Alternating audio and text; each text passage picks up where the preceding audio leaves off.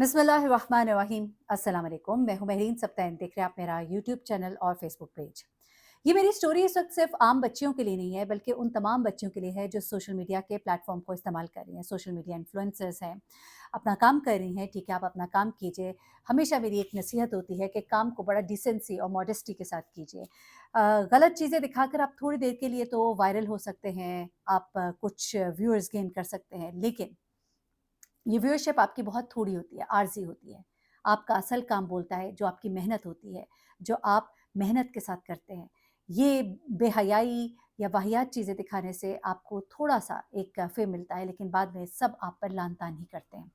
आपको याद होगा सना यूसुफ की कहानी। सना यूसुफ के साथ जो कुछ हुआ, वो बच्ची जो है, वो जानती नहीं थी कि वो शख्स जो उसे तोहफ़े भिजवा रहा है, वो उसके लिए किस कदर खतरनाक साबित हो सकता है। अब उसी की दोस्त सामिया हिजाब की कहानी इस वक़्त वायरल है। सना यूसुफ तो हम में नहीं रही, लेकिन सामिया हिजाब कहती है कि मैं सना यूसुफ नहीं बनना चाहती।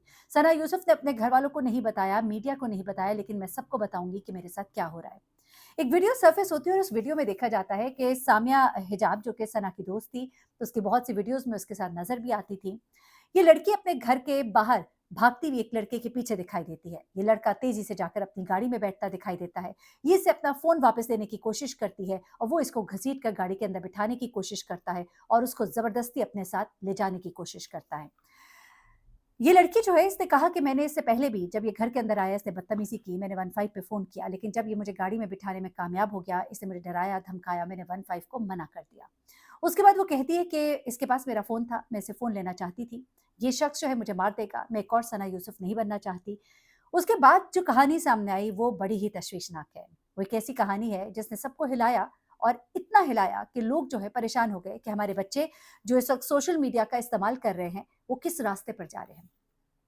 बेशक सामिया हिजाब को बहुत से लोग जो है गलत कह रहे हैं, क्योंकि उसकी वीडियोस जो उस लड़के ने फिर वायरल की, उसने बताया कि इन दोनों का आपस में ताल्लुक था। सामिया ने जब पहली बात की तो उसे ये लग रहा था कि लड़का इसके पीछे पड़ा हुआ है, इसको ज़द-ओ-कोब कर रहा है, इसको नुकसान पहुंचाने की कोशिश कर रहा है, इसको चाहता है कि वो इससे शादी करे और वो इससे शादी नहीं करना चाहती।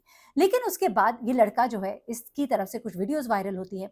उन वीडियोस में देखा जाता है कि इन दोनों के दरमियान एक बड़ा करीबी ताल्लुक है, दोनों की बहुत ज़्यादा दोस्ती है, बहुत ज़्यादा करीब दिखाई देते हैं।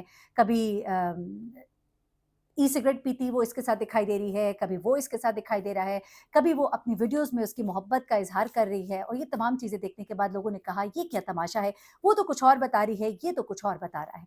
उसके बाद वो लड़की दोबारा से जियो और 1-2 चैनल्स के प्रोग्राम पर अपीयर होती है और उसके बाद वो पूरी कहानी सुनाती है।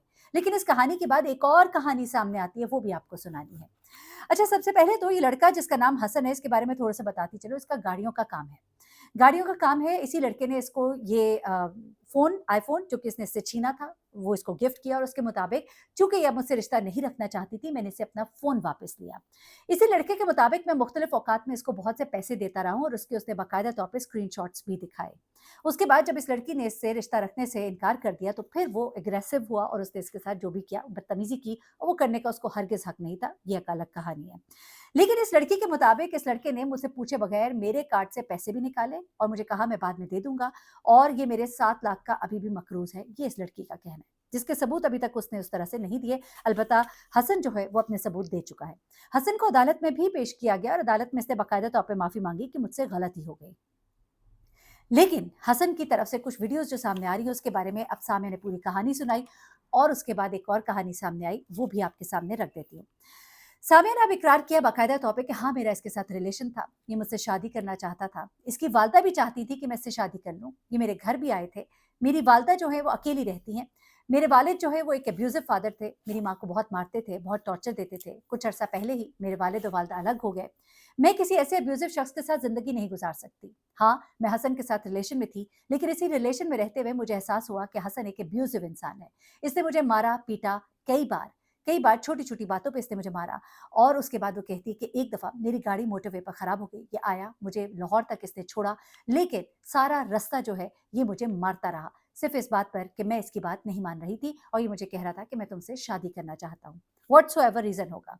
ये कहती है कि जब ये सब कुछ कर रहा था, उस वक़्त मैंने इरादा कर लिया कि अब मैं इसके साथ नहीं रहूँगी।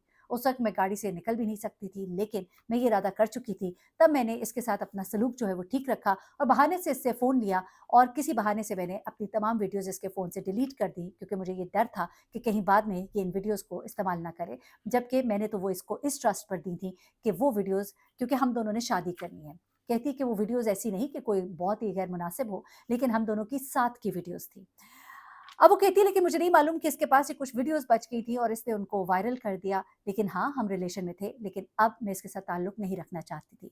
ख़ास तौर पे उसने कहा कि मेरी माँ कुछ अरसे से बीमार है और ये मेरे घर भी आया और मेरी माँ के सामने इसने मेरा बाजू ज़ोर से मरोड़ा और मैंने इसको अपने घर से निकल जाने का कहा। इसके बाद इसने दोबारा आने की कोशिश की, तो मैंने इसको घर से ही बाहर रहने को कहा और इसने मेरे हाथ से फ़ोन छीना। मैं इसके पीछे छीनने के लिए गई फ़ोन अपना वापस, क्योंकि उसमें मेरा डाटा था और इस शख्स ने मुझे उसके बाद ज़द-ओ-कोब किया, मुझे गाड़ी में अगवा करने की कोशिश की।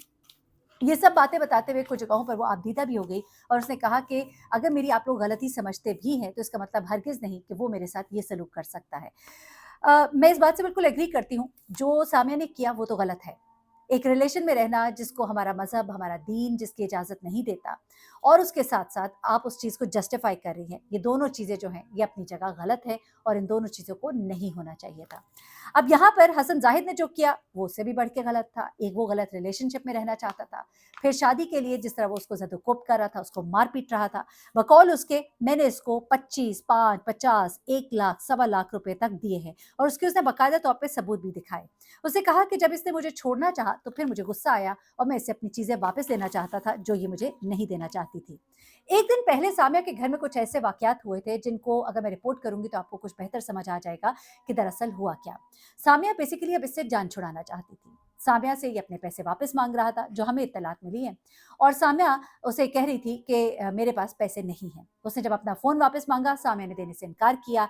एक फुटेज 2 दिन पहले की इनके घर के बाहर की है, जहाँ पर कि ये खड़ा है, इसको फ़ोन कर रहा है और उसके बाद वो इसका दरवाज़ा भी पीट रहा है।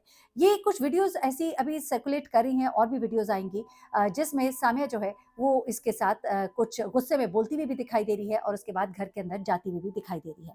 यहाँ से लगता है कि जब सामिया ने इसका बिल्कुल ही बायकॉट कर दिया और इसको मुँह लगाने से इनकार कर दिया, तो फिर इस लड़के ने अपनी फ्रस्ट्रेशन निकाली। लेकिन ये लड़का इससे पहले भी इसके साथ अब्यूज़िव था, जो कि इसकी दोस्तों का भी बताना है कि सामिया के साथ ये लड़का बहुत ज़्यादा अब्यूज़िव था, इसको मारता-पीटता था और तभी इसने अपनी दोस्तों के साथ भी मशवरा भी किया और ये सोचा कि ये अब इसके साथ नहीं रहेगी। इसके ना रहने के फैसले पर उसने इसको धमकियाँ भी दी और इसको कहा कि मैं तुम्हें बदनाम कर दूँगा। इस चीज़ पर सामिया घबराई भी थी, लेकिन उसने ये ज़रूर कहा था कि मैं तो वीडियोज़ डिलीट कर चुकी हूँ, लेकिन उसके बावजूद अगर ये सब हुआ तो मेरे लिए बहुत मुश्किल हो जाएगा। यहाँ पर सामिया के लिए एक पैगाम है और हसन के लिए भी और इन जैसे तमाम बच्चों के वालिदैन के लिए कि अपने बच्चों की एक्टिविटीज़ पर प्लीज़ नज़र रखें। सामिया का कहना है कि मैं अपने घर की रनर हूँ। अपने घर का खर्चा मैं चलाती हूँ। तो ऐसे में ऐसी लड़कियाँ जिनके खर्चे पूरे नहीं हो रहे होते और उनके हाथ में इतने महँगे मोबाइल्स होते हैं, उनका लाइफ़स्टाइल इतना एक्सपेंसिव होता है, तो वो कैसे होता है, माँ-बाप कैसे इन चीज़ों को सर्फ़-ए-नज़र करते हैं। इन चीज़ों के ऊपर नज़र रखना चाहिए। ब्रोकन फैमिलीज़ के बच्चों को बहुत तवज्जो की ज़रूरत होती है।